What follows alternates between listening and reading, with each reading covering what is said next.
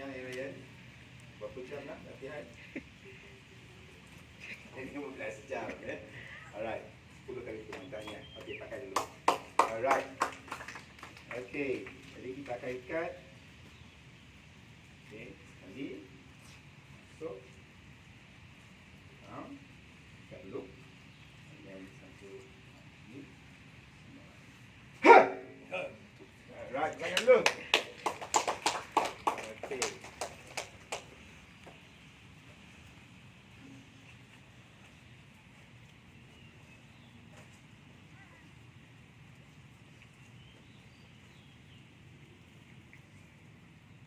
Oh, saya pelawak keluar